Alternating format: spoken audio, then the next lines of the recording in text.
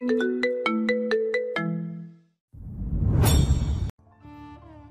আমার বিয়ে।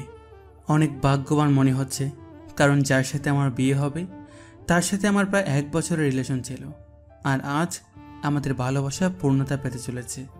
ও, আপনাদের তো আমার পরিচয় দেওয়াই হয় নাই। আমি আদনান সামি রাজ, মা বাবার একমাত্র ছেলে, আর আজ আমারই বিয়ে। আমি কিন্তু এখনও পিছিয়ে আছি, শুধু গল্পে বিয়ে হবে, বাকিটুকু পরে জানতে পারবেন। আমার যার সাথে বিয়ে হবে তার নাম ঈশা। আমরা একে অপরকে অনেক ভালোবাসি। কিছুক্ষণ পরে আমার বাবা আমার রুমে আসলো আর বলল, আজ তুই এখনো রেডি হওয়া বাদ দিয়ে বসে আছিস কেন? তাড়াতাড়ি রেডি হয়ে নে, সবাই তো অপেক্ষা করছে তোর জন্য। আব্বু তুমি যাও, আমি 2 মিনিটের মধ্যে আসছি। তারপর আব্বু চলে গেল আর আমি রেডি হওয়ার জন্য ওয়াশরুমে গেলাম। কিছুক্ষণ পর রেডি হয়ে নিচে নামলাম। তখন আমার আম্মু আমার কাছে এসে বলল, বাহ, আমার ছেলেকে তো অনেক হ্যান্ডসাম লাগছে। থ্যাংক ইউ আম্মু। হয়েছে, এখন যাও, সবাই গাড়িতে অপেক্ষা করছে। আম্মু এখন আসি। আম্মুর কাছ থেকে বিদায় নিয়ে আমি গাড়িতে গিয়ে বসলাম, আর তখন আমার বন্ধুরা আমাকে নানানভাবে জ্বালাতে লাগলো। কিছুক্ষণ পরে আমি আমার শ্বশুর বাড়িতে এসে পৌঁছালাম। শ্বশুরবাড়ির সবাই আমাকে অনেক আদরেই বরণ করে নিল। আমিও আমার বন্ধুরা সবাই বসে আছি। তখন আমার আব্বু আমার কাছে এসে বলল, রাজ, একটু এদিকে আয়, তোর সাথে আমার কিছু কথা আছে। জি আব্বু বলো। ঈশা অন্য ছেলের সাথে পালিয়েছে। এই কথা শোনার পর মনে হলো যেন কেউ সজোরে আমার বুকে আঘাত করলো। তাও আমি নিজেকে সামলে নিয়ে বললাম, কি বলছো এগুলা? ঈশা আমার সাথে এমন করতে পারে না। আমারও প্রথমে তাই মনে হয়েছিল, তারপর এটা দেখার পর বিশ্বাস করতে বাধ্য হলাম। আমার দিকে একটা চিঠি এগিয়ে দিয়ে বলল। আমি বাবার হাত থেকে চিঠিটা নিয়ে পড়তে শুরু করলাম। সেখানে লেখা ছিল, প্রিয় রাজ, পারলে আমাকে ক্ষমা করে দিও। তোমার সাথে রিলেশন চলাকালীন আমি আরেকজনকে ভালোবেসে ফেলি, আর সে বাংলাদেশের সবচেয়ে বড় কোম্পানি এনআর কোম্পানিতে ম্যানেজার, আর তুমি শুধু একজন সাধারণ কর্মচারী। তাই আমি অনেক ভেবে এই সিদ্ধান্ত নিয়েছি যে আমি তোমার সাথে না, মেহেদি যার সাথে পালিয়েছি তার সাথে বিয়ে করব। তাই আমাকে মাফ করে দিও। ইতি, ঈশা। আমি ঈশার চিঠিটা পড়ে হাসলাম আর ভাবতে থাকলাম, যে মানুষ টাকার জন্য কত কিছুই না করতে পারে। ঠিক তখনই ঈশার বাবা এসে আমার বাবাকে বলল, দেখুন, আমার মেয়ে যা করেছে তার জন্য আমরা অনেক লজ্জিত। তাই বলছিলাম, যদি আমার ছোট মেয়ে নিশিকে আপনার ছেলের সাথে বিয়ে দিতেন। আমার ছেলেকে কি আপনার খেলনা মনে হয় যে যার তার সাথে ওর বিয়ে দেব? তখন আমি আমার বাবাকে বললাম যে আমি এই বিয়েতে রাজি, তাই যত তাড়াতাড়ি সম্ভব বিয়ের ব্যবস্থা করতে। এর কিছুক্ষণ পরেই আমাদের বিয়ে হয়ে যায়, আর আমরা নতুন বউ নিয়ে বাসায় চলে আসি। বাসায় আসার পর আমি সোজা ছাদে চলে যাই আর ভাবতে থাকি, আমার জীবনটা কেমন করে হঠাৎ করে বদলে গেল। কি হওয়ার ছিল আর কি হলো। না, এরকম করে চলা যাবে না। কিছুক্ষণ পরে দেখি আমার বাবা আমার পাশে দাঁড়িয়ে আছে আর আমাকে উদ্দেশ্য করে বলল, দেখ রাজ, যা হওয়ার তা তো হয়েই গিয়েছে, এখন আর কিছু করার নেই। তাই বলছিলাম তুই এখন ঘরে যা। আব্বু যাব, তার আগে তোমার সাথে আমার কিছু কথা আছে। এতে অনুমতি নেওয়ার কি আছে? যা বলতে চাস বল। আব্বু, আমি সব কিছুর দায়িত্ব বুঝে নিতে চাই। তুমি সব কিছুর ব্যবস্থা করো, আমি 2 দিন পর সব কিছু শুরু করব। ওহ, এই কথা? তুই কিছু চিন্তা করিস না, আমি সব কিছুর ব্যবস্থা করছি। এখন তুই রুমে যা, বৌমা সেই অনেকক্ষণ ধরে অপেক্ষা করছে। তারপর আমি আমার রুমের দিকে এগোতে থাকি আর রুমের দরজার কাছে দাঁড়িয়ে ভাবতে থাকি, ঢুকবো কি ঢুকবো না। তারপর কিছু না ভেবেই ঢুকে পড়ি, আর ঢোকা মাত্র আমার শালিকা মানে আমার নতুন বউ আমার সালাম করলো। তখন আমি তাকে বলি, দেখো নিশি, তুমি তো জানো আমাদের বিয়েটা কীভাবে হয়েছে, তাই আমি চাই আগে আমরা একে অপরকে ভালোভাবে জানবো, তারপর নতুন জীবন শুরু করব। উত্তরে নিশি শুধু মাথা নাড়ালো। তাই বেশি কিছু না বলে নিশি বিছানায় আর আমি সোফায় শুয়ে পড়ি আর হারিয়ে যাই ঘুমের রাজ্যে। সকালে একটা মিষ্টি কণ্ঠে ঘুম ভাঙে। তখন আমি চোখ মেলিয়ে দেখি নিশি আমায় ডাকছে। আমি ওর দিকে তাকিয়ে নিজের চোখ সরাতে পারছি না, কারণ নিশি মাত্র শাওয়ার নিয়ে বের হলো আর বেজা চুলে নিশিকে অসাধারণ লাগছে। তখন আবার নিশির কথায় বাস্তবে ফিরি। তাই আমি নিশিকে জিজ্ঞেস করলাম, কি হয়েছে, তো ডাকছো কেন? নিচে সবাই নাস্তা করার জন্য ডাকছে আপনাকে, আর আমাকে তাই। ও, তুমি একটু ওয়েট করো, আমি ফ্রেশ হয়ে আসছি। তারপর আমি ফ্রেশ হওয়ার জন্য ওয়াশরুমে যাই।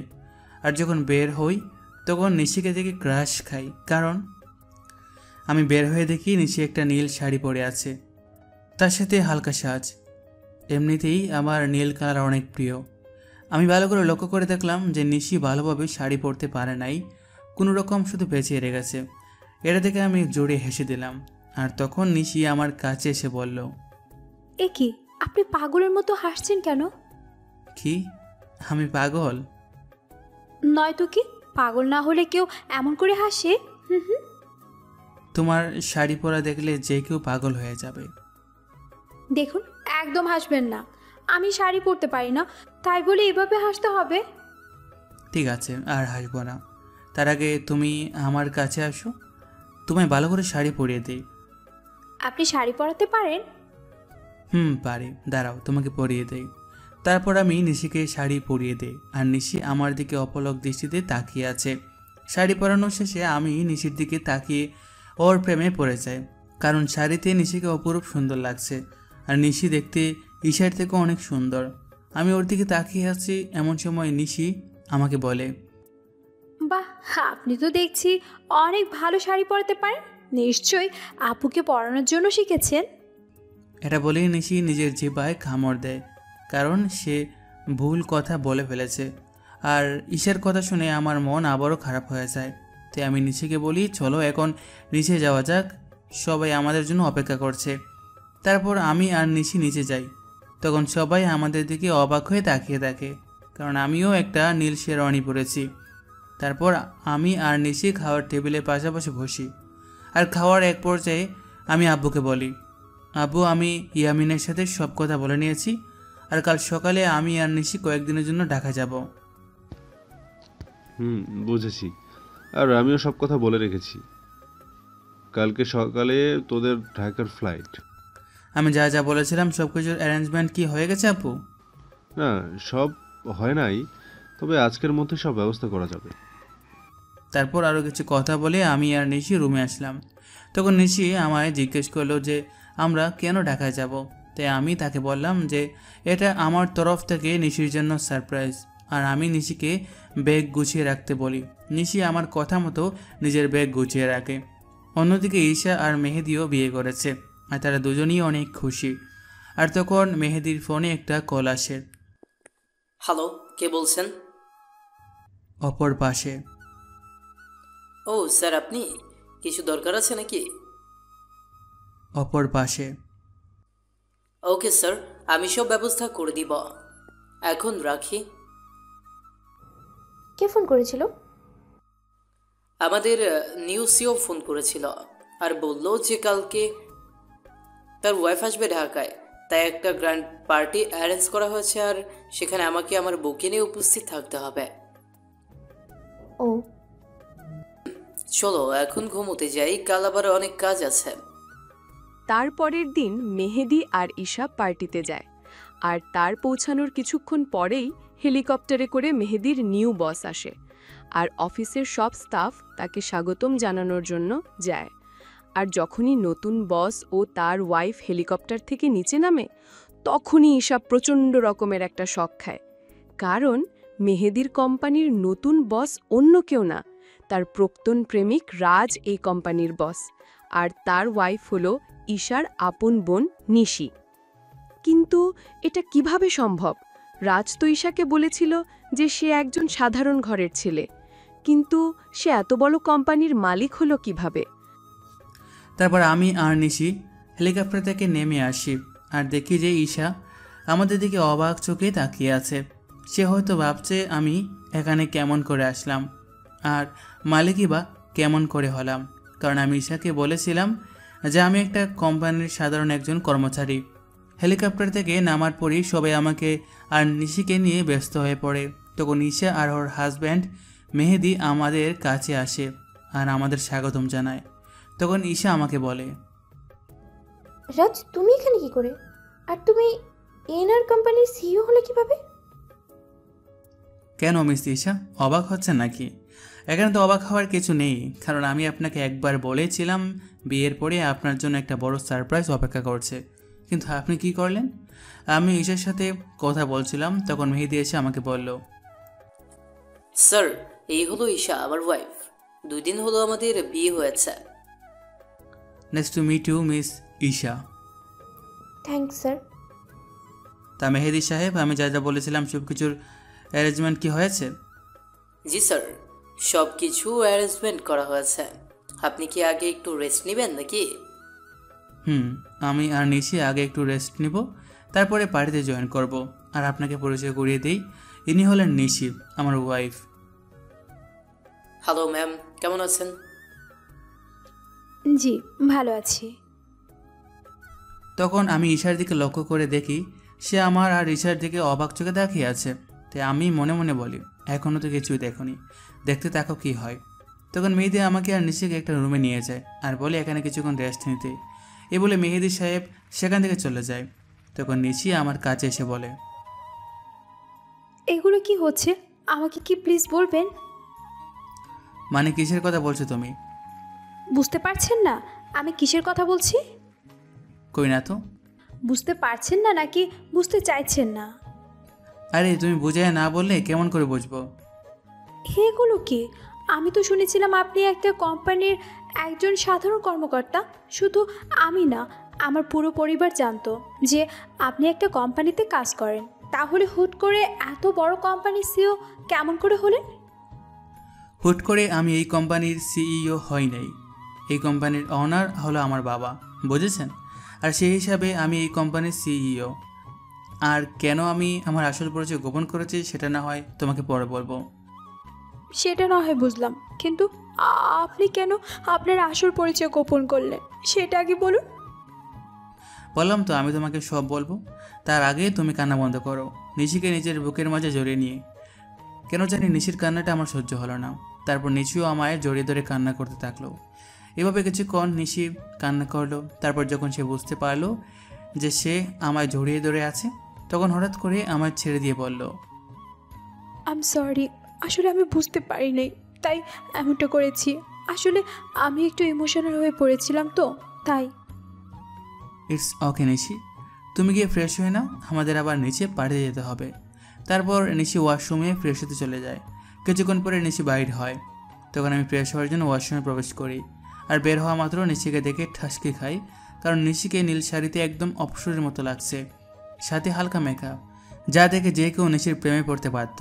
আমাকে কীভাবে তাকিয়ে থাকতে দেখে নিশি আমার চোখের সামনে থুড়ি বাজিয়ে জিজ্ঞেস করে, আই যে মিস্টার, এভাবে তাকিয়ে কি দেখছেন?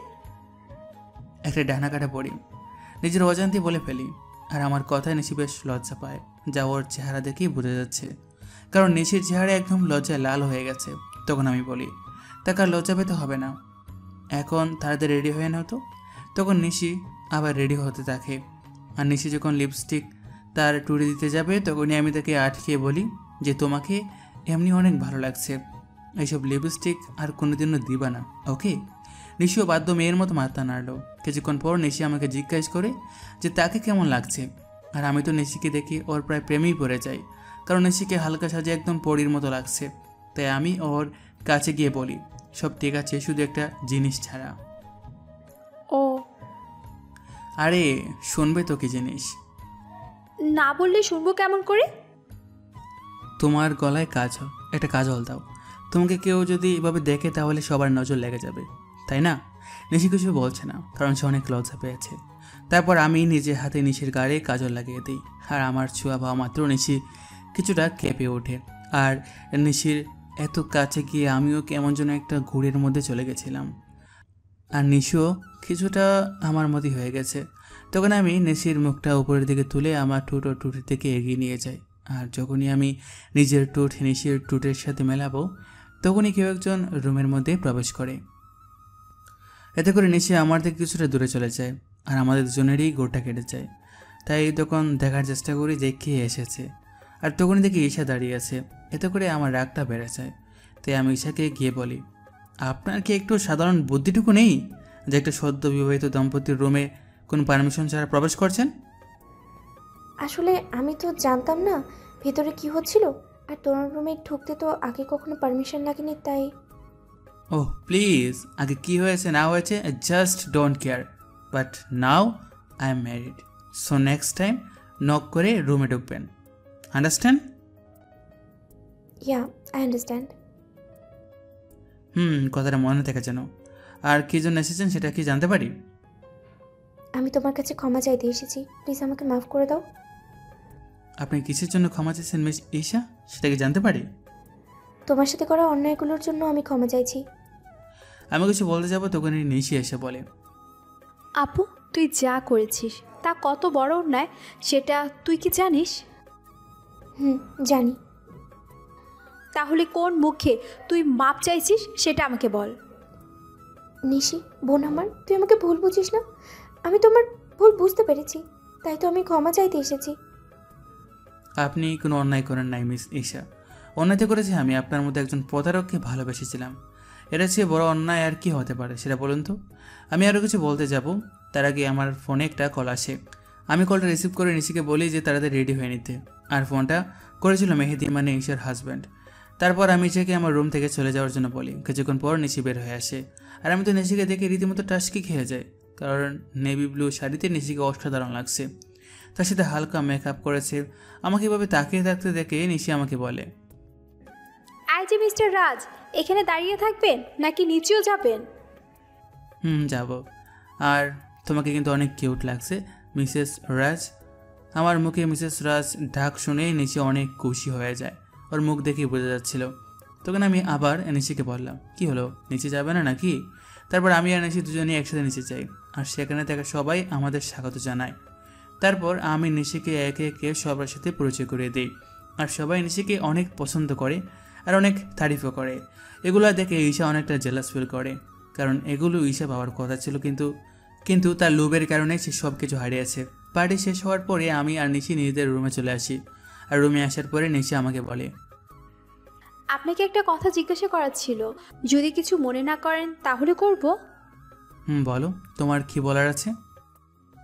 আপনার আর আপুর পরিচয় হলো কিভাবে, এটা জানতে চাইছিলাম। যদি না বলতে চান তাহলে থাক, বলা লাগবে না। বুঝলাম, তাহলে শোনো।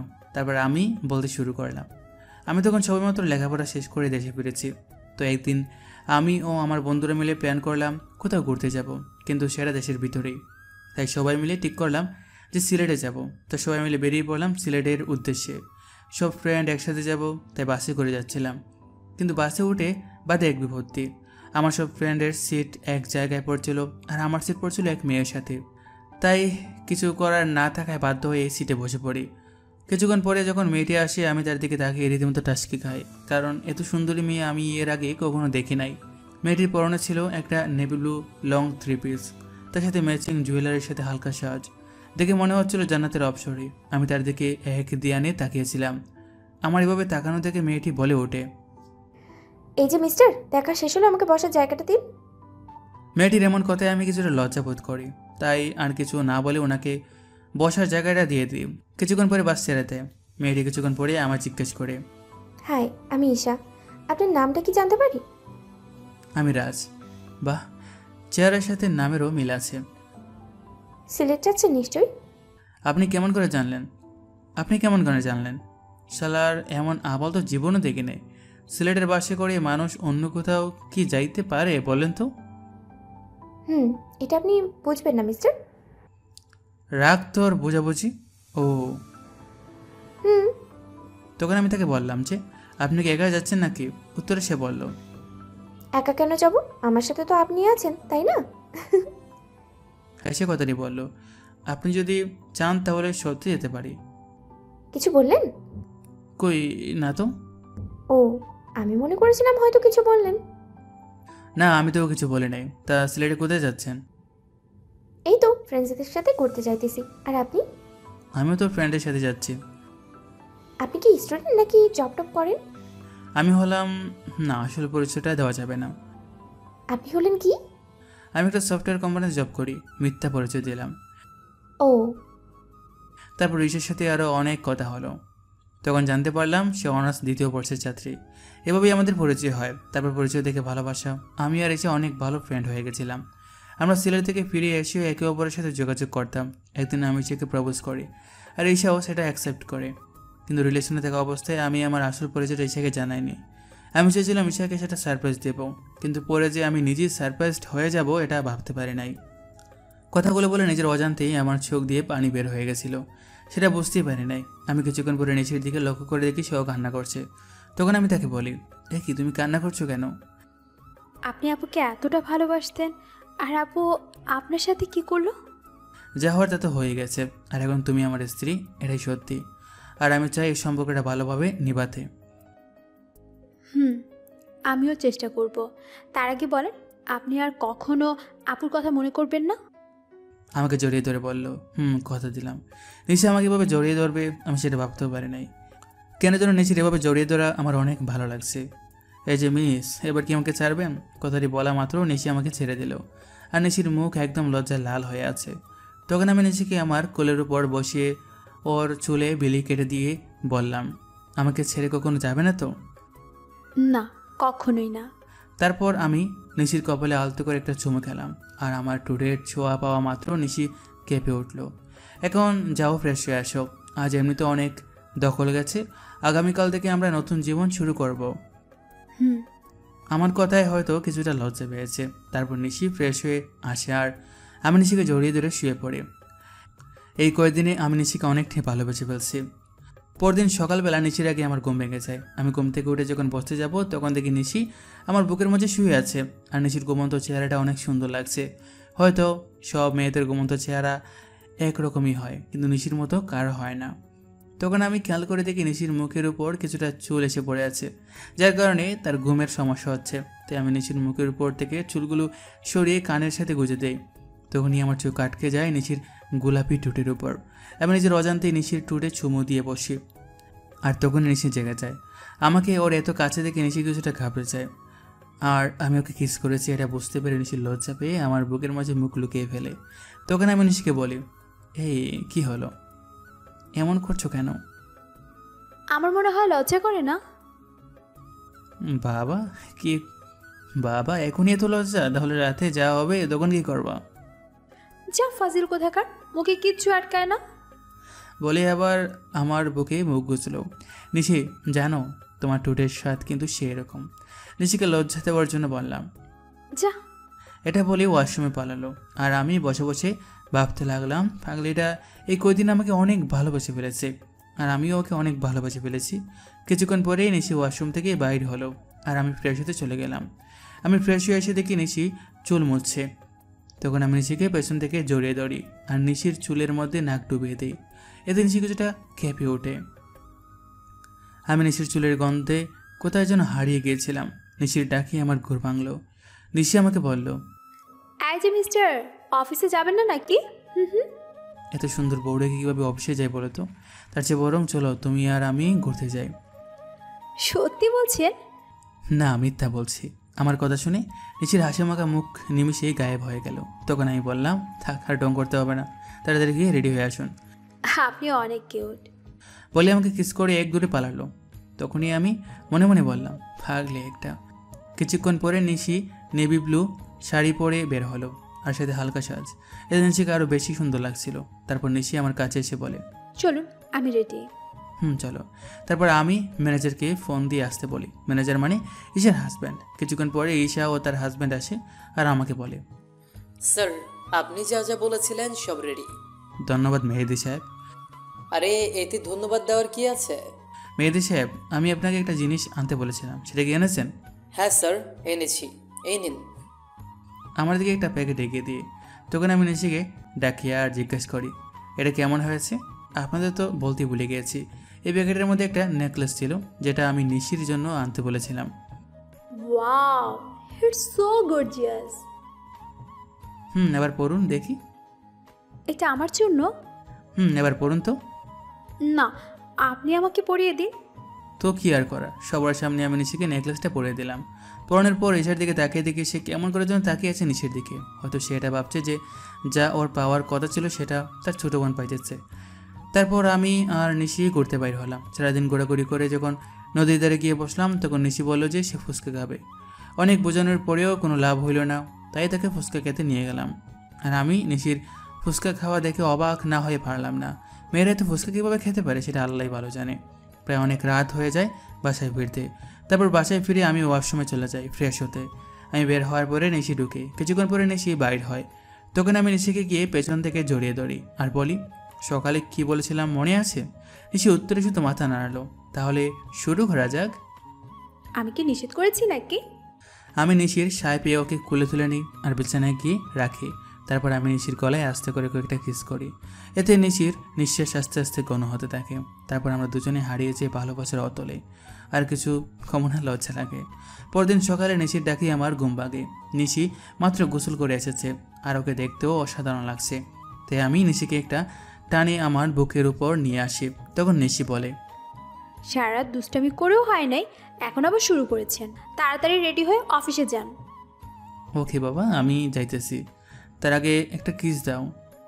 একটা দিলে যাবেন? যাব। তারপর নিশি আমাকে একটা কিস দেয় আর আমিও উঠে ফ্রেশ হয়ে অফিসে চলে যাই।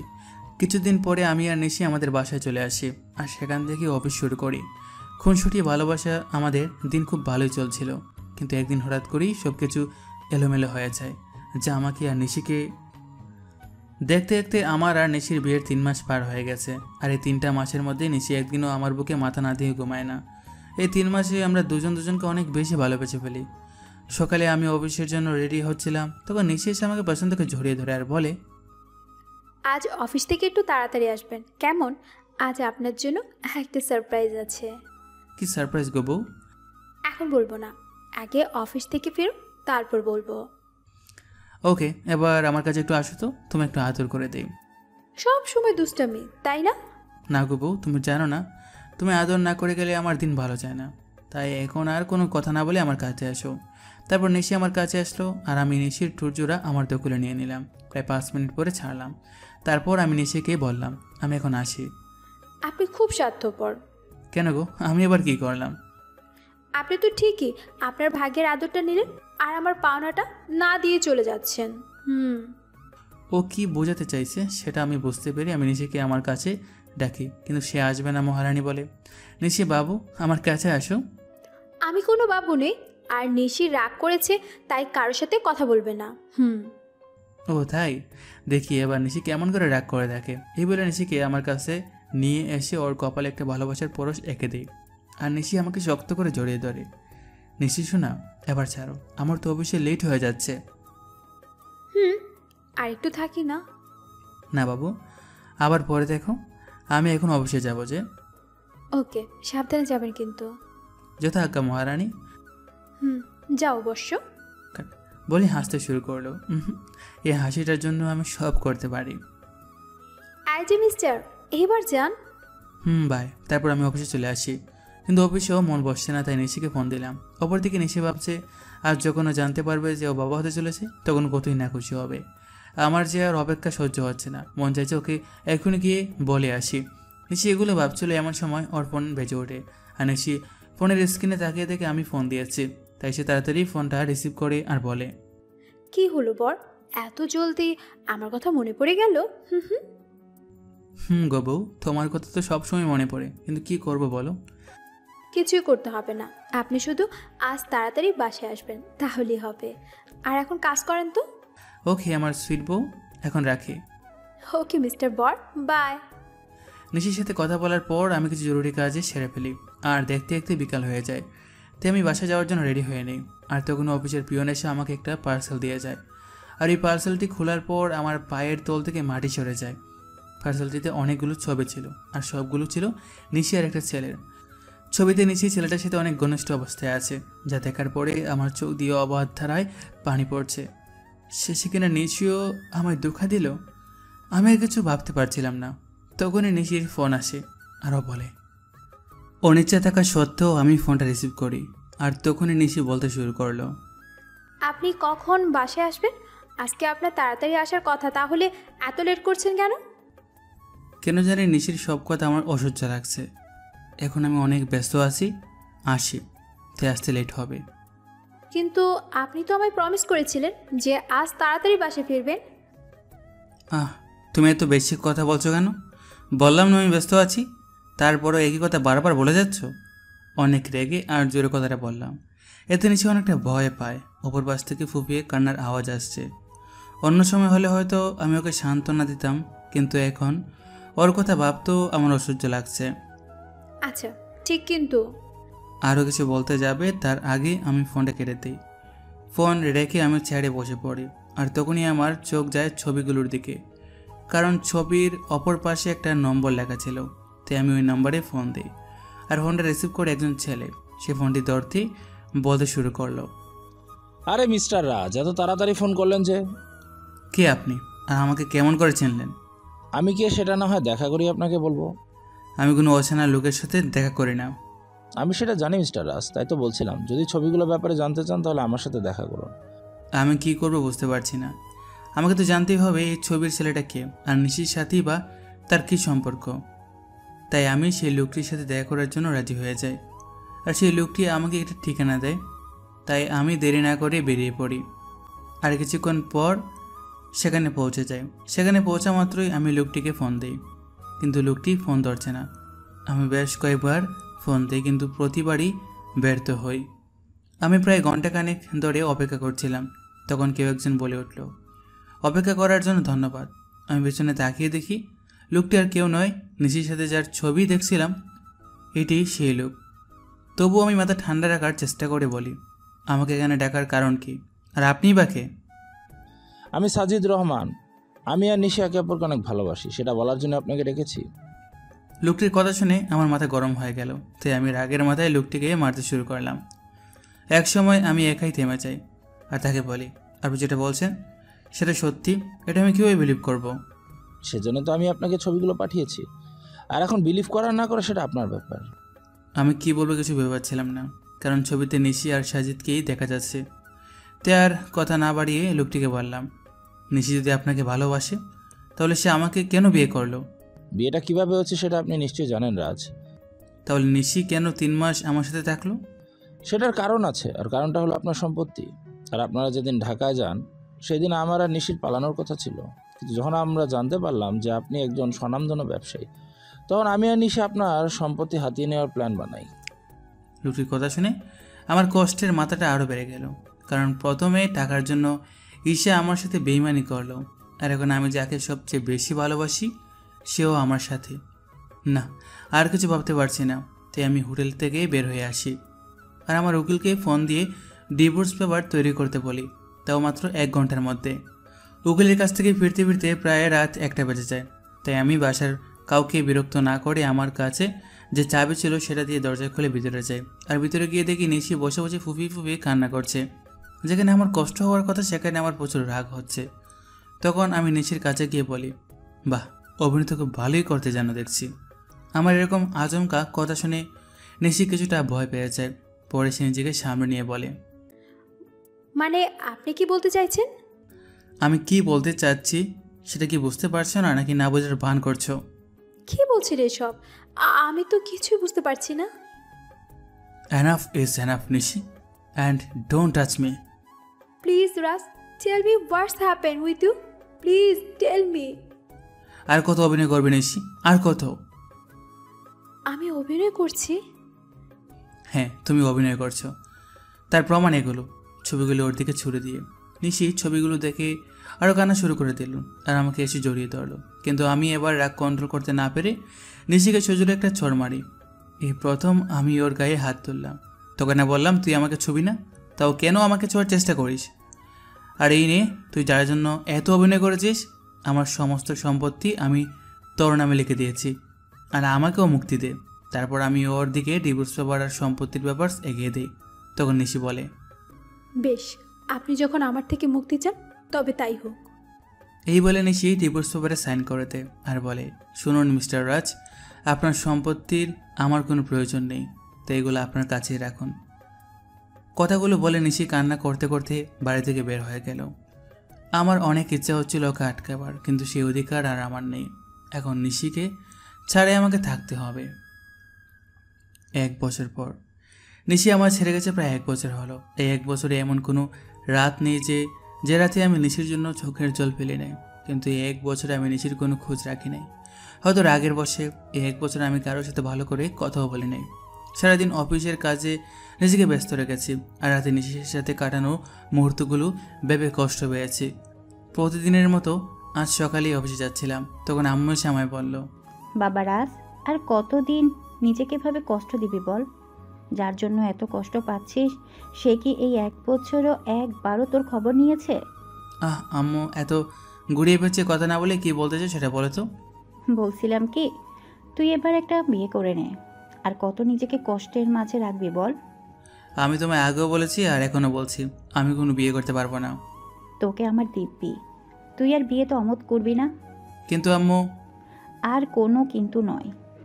আচ্ছা ঠিক আছে, তুমি যখন বলছো তখন তাই হোক, কিন্তু আমাকে এসবের মধ্যে টানবে না। আর বিয়েটা যাতে একদম সাধারণভাবে হয়। আসলে আমি আম্মুর মুখের দিকে তাকিয়ে বিয়েতে রাজি হলাম। এই 1 বছর আম্মুও অনেক কষ্ট পেয়েছে। আচ্ছা তুই যা বলবি তাই হবে। ওকে, আমি এখন আসি, তারপর আমি অফিসে চলে আসি, কারণ আজ অফিসে নতুন পিএ নেওয়া হবে। তারপর আমি অফিসে চলে আসি। Good morning sir. Good morning. তারপর আমি আমার কেবিনে চলে যাই আর ম্যানেজারকে ডাকি। May I come in sir? Yes, come in.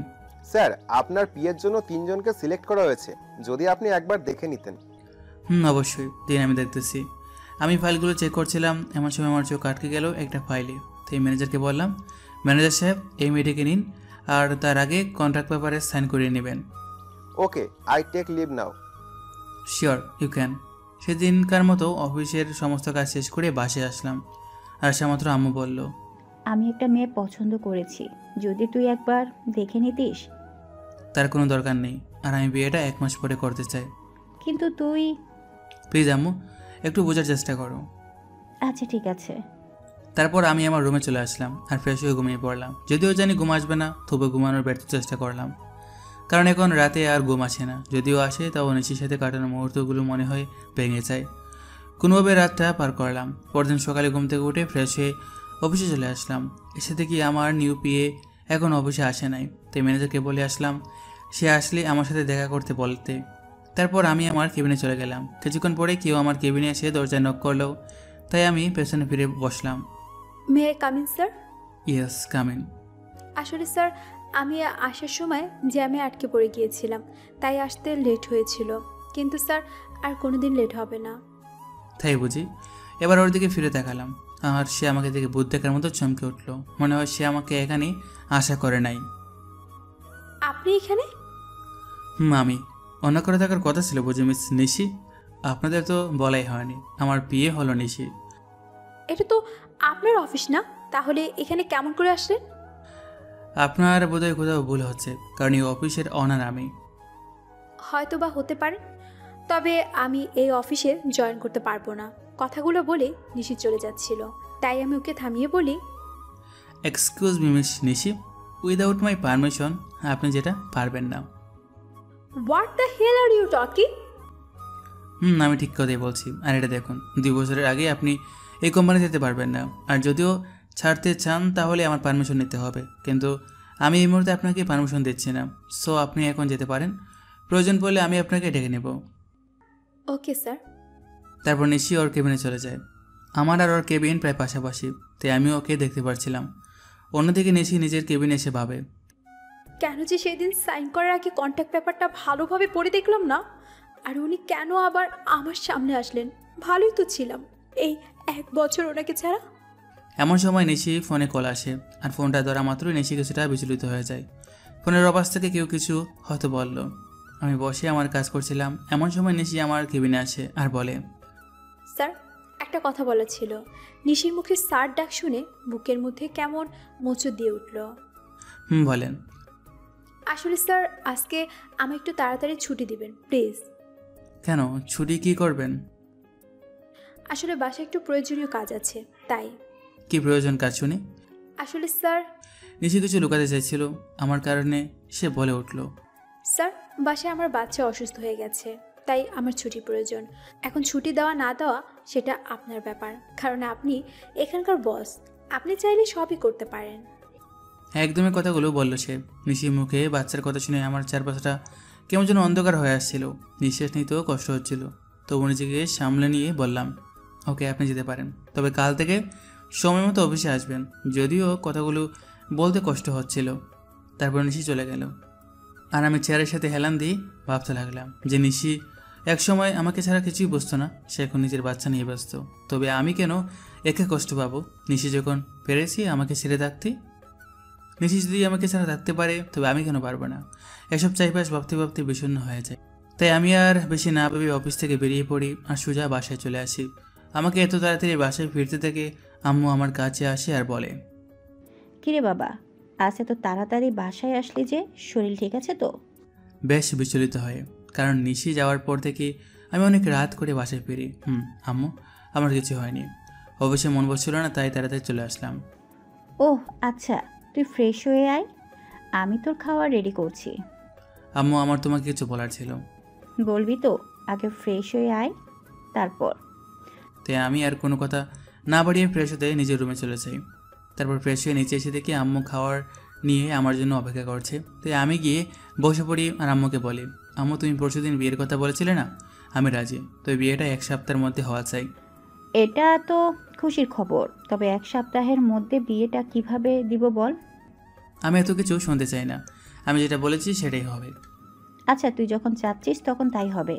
তারপর আমি খাওয়া দাওয়া করে নিজের রুমে চলে আসি। আর আজ কেন জানি কষ্ট একটু বেশি হচ্ছে। হয়তো এই কষ্টটা নিশির জন্যই হচ্ছে, কিন্তু এখন আর কিছু করার নেই, কারণ নিশি তার পরিবার নিয়ে ব্যস্ত আছে। না, আর কষ্ট পেলে চলবে না। তারপর কখন যে ঘুমিয়ে পড়েছি বুঝতেই পারে নাই। পরদিন সকালে রেডি হয়ে খাবার টেবিলে বসেছিলাম, এমন সময় আম্মু এসে বলল, আমি মেয়ের বাবার সাথে কথা বলছি, তারা বলল যে তাদের কোনো সমস্যা নেই, তবে তুই যদি একবার মেয়ের সাথে দেখা করে নিতিস তাহলে। দেখো আম্মু, আমি তোমায় আগে বলেছি যে বিয়েটা আমি শুধু তোমার কথাই করছি, তাই আমাকে আর এর মধ্যে জড়িও না। আচ্ছা ঠিক আছে, তাহলে আজ থেকে বিয়ের অ্যারেঞ্জমেন্ট শুরু করতে হবে, কারণ হাতে তো আর বেশি সময় নেই। তোমরা যা বুঝছো তাই করো। আমি এখন অফিসে গেলাম। তারপর আমি অফিসে চলে আসি। অফিসে আসা মাত্র সবাই আমাকে কংগ্রেস জানাতে থাকে। মনে হয় আম্মুই বিয়ের ব্যাপারে সবাইকে জানিয়েছে। তাই আমি আর কিছু না ভেবে নিজের কেবিনে চলে আসি। আর এদিকে অফিসের সবাই মিষ্টি খাচ্ছে আমার বিয়ে উপলক্ষে। এমন সময় নিশি অফিসে আসে আর আমার স্টাফ নিশিকে মিষ্টি খাওয়া দেয়। তাই নিশি বলে, আরে আগে বলবে তো, এটা কিসের মিষ্টি? আমাদের স্যারের বিয়ে ঠিক হয়েছে তাই, আর বিয়েটা সামনের সপ্তাহেই হবে। আমার বিয়ের কথা শুনে নিশির পুরো পৃথিবীটাই যেন উল্টে যায়। তার ইচ্ছা করছিল কান্না করতে, কিন্তু সবার সামনে সে কান্না করতে পারছিল না। তাই সে বলল, ও, এই তো খুশির খবর। একই নিশি, তুমি কান্না করছো নাকি? তোমার চোখে পানি কেন? কই, কান্না করবো কেন? আসলে চোখে কি যেন পড়েছে। চোখ মুছতে মুছতে কথাটি বলল নিশি। নিশি ওয়াশরুমে যাওয়ার বাহানায় সেখান থেকে চলে আসে আর ওয়াশরুমে গিয়ে কান্না শুরু করে আর বলতে থাকে, কি এমন অন্যায় করেছিলাম যার জন্য আমি আর আমার ছেলে এত শাস্তি পাচ্ছি? এখন তো আমার ছেলের বাবা থাকতেও অনাথ। এমন সময় নিশির ফোন বেজে ওঠে আর সে ফোনের দিকে তাকিয়ে দেখে বুয়া ফোন করেছে। তখন নিশি তার চোখের পানি মুছে দিয়ে ফোনটা পিক করে তখন বুয়াকে বলতে শুরু করে, ম্যাডাম, মেহমেদ বাবুর তো জ্বর আরও বেড়েছে, আমি কি করব কিছুই বুঝতে পারছি না। মেহমেদ রাজ ও নিশির ভালোবাসার অংশ, যা রাজ জানে না। সে মনে করে নিশি অন্য কাউকে বিয়ে করেছে। তুমি বাবুকে একটু ঘুম পাড়ানোর চেষ্টা করো, আমি কিছুক্ষণ পরে আসছি।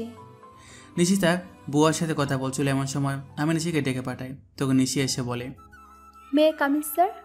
Yes come in. স্যার, আমাকে ডেকেছিলেন? তুই মনে হয় স্টাফদের কাছ থেকে শুনেছ, তবু তোমায় বলছি, নেক্সট উইক আমার বিয়ে। স্যার, শুনেছি। কথাটি বলার সময় নিশি গলাটা ধরে আসছিল আর ওর চোখের কোনায় পানিও জমতে শুরু করছিল, যা আমার চোখে আয় নাই। আমি চাচ্ছি আমার বিয়ের সকল অ্যারেঞ্জমেন্ট তুমি, যদি তোমার আপত্তি না দেখে। না স্যার, আমার কোনো আপত্তি নেই, আর আমি তো আপনার বিয়ে, এগুলো করা আমার কর্তব্য। তাহলে কাজে লেগে পড়ুন। আমাকে যত কষ্ট দিয়েছো তার চেয়ে বেশি কষ্ট আমি তোমাকে দেবো নিশি। হঠাৎ আমার ফোনটি বেজে ওঠে, ঠিক আম্মু ফোনটা করেছে। তারপর আমি ফোন রিসিভ করি আর আম্মুর সাথে কথা বলা শেষ করে নিশিকে বলি, মিস নিশি, আমার সাথে চলুন। কোথায় স্যার? এত প্রশ্ন না করে চলুন তো। তারপর আমি আর নিশি অফিস থেকে বেরিয়ে আমার গাড়িতে গিয়ে বসি। আর তখন দেখি নিশি পেছনের সিটে গিয়ে বসেছে। তাই আমি তাকে বলি, আমাকে দেখে কি আপনার ড্রাইভার মনে হয় নাকি? তা কেন মনে হবে? তাহলে তুমি পিছনে কেন বসছো? তারপর নিশি সামনের সিটে এসে বসলো আর আমি গাড়ি ড্রাইভ করা শুরু করলাম। কিছুক্ষণ পরে গাড়ি একটা রেস্টুরেন্টের পাশে দাঁড় করালাম আর নিশিকে বললাম, চলো ভিতরে। আমরা এখন কোথায় আসলাম? আমি ওর প্রশ্নের জবাব না দিয়ে ভিতরে ঢুকে গেলাম আর পিছনে ফিরে দেখি নিশিও আসছে। আমি রেস্টুরেন্টে ঢোকার পরে একটা মেয়ে এসে আমাকে জড়িয়ে ধরে আর আমিও নিশিকে দেখিয়ে মেয়েটিকে জড়িয়ে ধরি। আর নিশির দিকে তাকিয়ে দেখি ও এক্ষুনি কান্না করে দিবে এমন অবস্থা। তারপর আমি বলি, নিশি ও হলো মায়া, আমার বাগদত্তা, আর মায়া ও হলো নিশি, আমার পিয়ে। আমার মুখে নিশি হয়তো পিয়ে শব্দটা আশা করেনি। আর মায়ের পরিচয় পাওয়ার পর নিশি এবার আর নিজের চোখের জল আটকে রাখতে পারে নাই, যার কারণে ওর চোখ থেকে অবাধ ধারায় জল পড়তে থাকে। আর আপনারাই হয়তো ভাবছেন মায়া এখানে কেমন করে আসলো আর আমি বা ওকে কেমন করে চিনলাম। তাহলে শুনুন, আমি যখন অফিসে ছিলাম তখন আম্মু ফোন দেয় আর বলে মায়ের সাথে দেখা করার কথা। যদিও আমি প্রথম দিকে আম্মুকে নিষেধ করে দিই যে আমি মায়ের সাথে দেখা করবো না, কিন্তু পরে আমার নিশির কথা মনে হয়, তার সাথে মনে হয় ওর দুঃখা দেওয়ার কথা, তাই আমি মায়ের সাথে দেখা করতে রাজি হই আর আমার সাথে নিশিকেও নিয়ে আসি। তো গল্পে ফেরা যাক।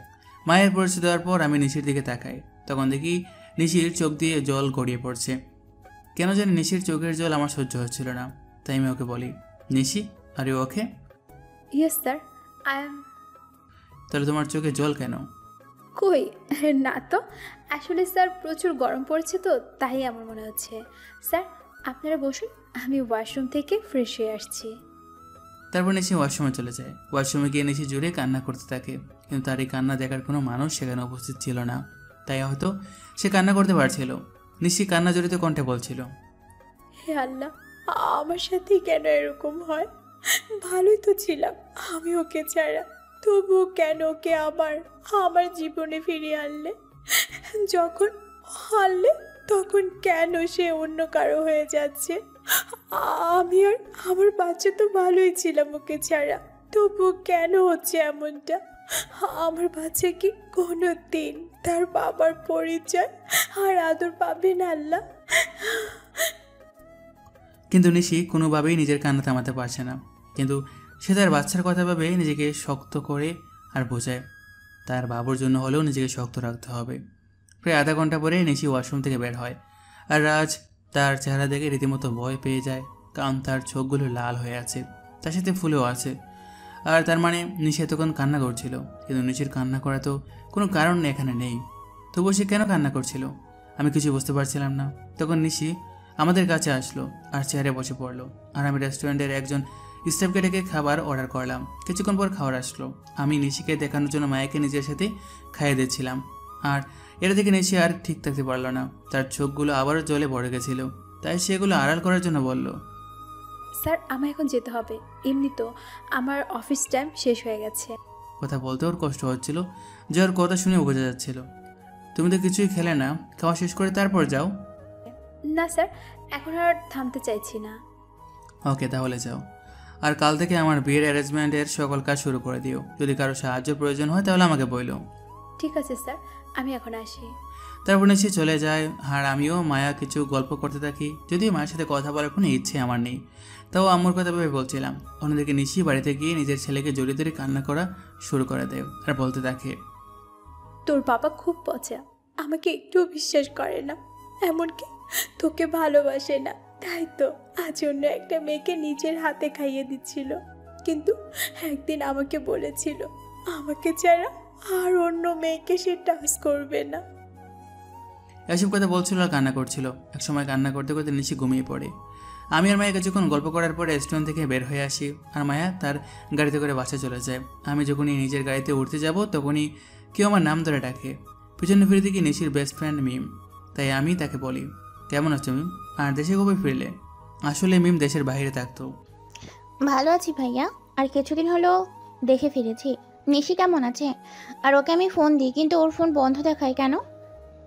নিশি কেমন আছে সেটা নিশি হয়তো ভালো জানে। আপনার কথার মানে বুঝলাম না। আর নিশি তো আপনার স্ত্রী, তাহলে কেমন সেটা আপনি জানবেন না কেন? নিশি আমার স্ত্রী ছিল, কিন্তু এখন নেই। কি বলছেন এইগুলো? আমি তো কিছুই বুঝতে পারছি না। এখানে না বোঝার তো কিছু নেই, মানে আমি আর নিশি আলাদা হয়ে গেছি। কিন্তু কেন আপনারা দুজন দুজনকে এত ভালোবাসতেন? শুনতে চাও কেন? তাহলে শোনো। তারপর আমি 1 বছর আগের সকল ঘটনা মিমকে বলি, আর ওই ছবিগুলো মিমকে দেখাই। আর মিম এগুলো দেখে আমায় যে কথাগুলো বলে সেগুলো শুনে আমার পুরো শরীরটা কাঁপতে থাকে। আমি কিভাবে এমনটা করতে পারলাম এগুলো ভেবেই কান্না চলে আসছে আমার। আর মিম আমার যে কথাগুলো বলে তা হলো, আপনি কি জানেন ছেলেটাকে? ছেলেটার নাম সাজিদ, এবং নিশি আর সাজিদ একে অপরকে ভালোবাসে। না, আপনি যেটা জানেন সেটা সত্যি নয়। সত্যিটা আমি আপনাকে বলছি। তারপর মিম আমাকে সাজিদের ব্যাপারে সবগুলো কথা বলল, যা শোনার পর নিজেকে বড় অপরাধী মনে হচ্ছিল। মিম বলল যে আমি আর নিশি একই ভার্সিটিতে পড়তাম আর একই ডিপার্টমেন্টেও, যার কারণে আমার আর ওর মধ্যে খুব ভালো একটা বন্ধুত্ব হয়ে যায়। আমরা দুজন সবসময় একসাথেই থাকতাম। একদিন আমি আর নিশি ভার্সিটি ক্যাম্পাসে বসেছিলাম, তখন একটা ছেলে এসে নিশিকে প্রপোজ করে, কিন্তু নিশি তাকে না বলে দেয়। আমি এর কারণ জানতে চাইলে নিশি জবাবে বলে যে তার ভালোবাসা শুধু তার বরের জন্য, তাই আমি নিশিকে আর কিছু আস্ক করি না। এটুকু বলে মিম থামলো। তারপর কি হলো? ওই ছেলেটার নাম ছিল সাজিদ, কিন্তু নিশির মানা করার পরেও সে নিচুর পিছু ছাড়ে না, তাকে প্রতিদিন বিরক্ত করতো, কিন্তু নিশি কিছুই বলতো না। আর একদিন সাজিদ হঠাৎ নিশির হাত চেপে ধরে এবং সেদিন নিশি আর সহ্য করতে না পেরে পুরো কলেজের সামনে সাজিদকে চড় মারে। তো সাজিদ সেদিন যাওয়ার আগে বলেছিল যে সে নিশিকে সুখে থাকতে দিবে না, আর আজ দেখুন তার কথাই সত্যি হলো। কান্না করতে করতে কথাগুলো বলল মিম। আমি এখন কি করব কিছু বুঝতেছি না, কারণ আমার যে করার মতো কিছু নেই। আমি যে নিশির সাথে বড় অন্যায় করেছি। মিম কান্না থামিয়ে আমাকে বলল, আপনি কি জানেন আপনি যখন নিশিকে তাড়িয়ে দেন তখন তার পেটে আপনার সন্তান ছিল? মানে কি বলছো তুমি? হ্যাঁ, আমি ঠিকই বলছি।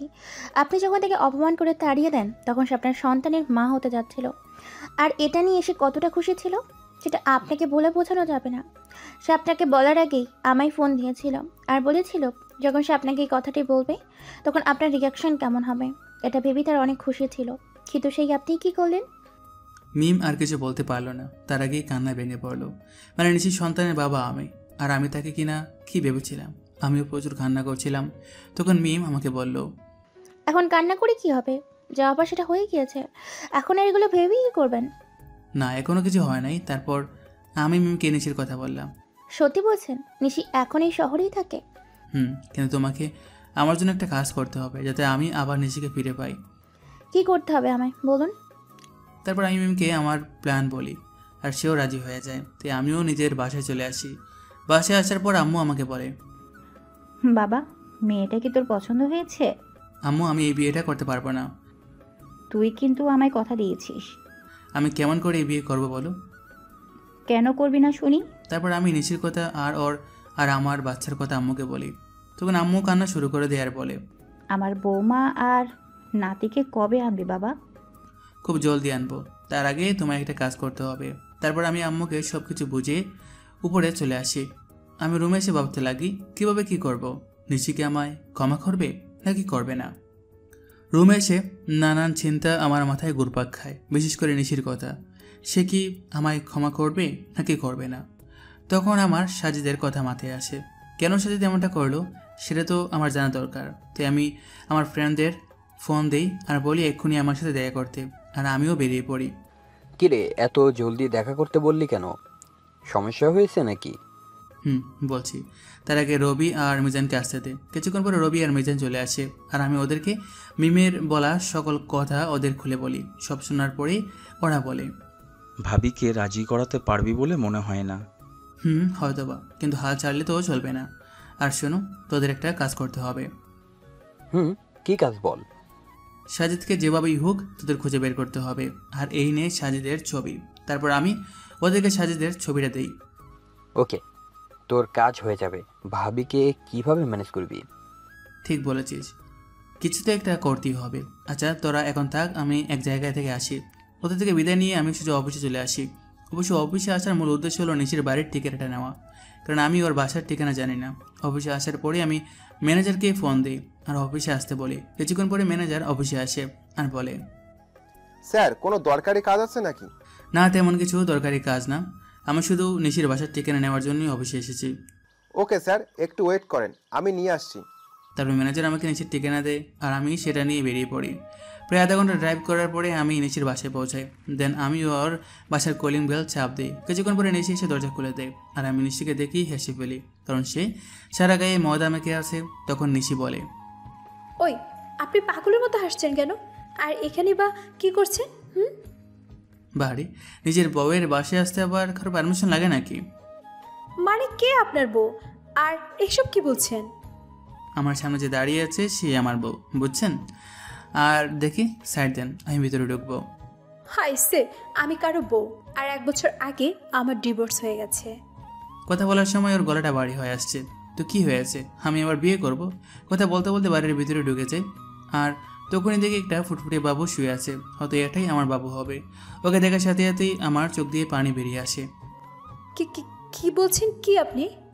আমি এর কথার জবাব না দিয়ে বাচ্চার দিকে এগোতে থাকি, আর যখনই আমি বাচ্চাটিকে স্পর্শ করতে যাব তখন নিশি আমাকে ধাক্কা দেয় আর বলে ওঠে, একদম আমার বাচ্চা ধরার চেষ্টা করবেন না, তাহলে কিন্তু আমার চেয়ে খারাপ আর কেউ হবে না। ওকে শুধু তোমারই বাচ্চা?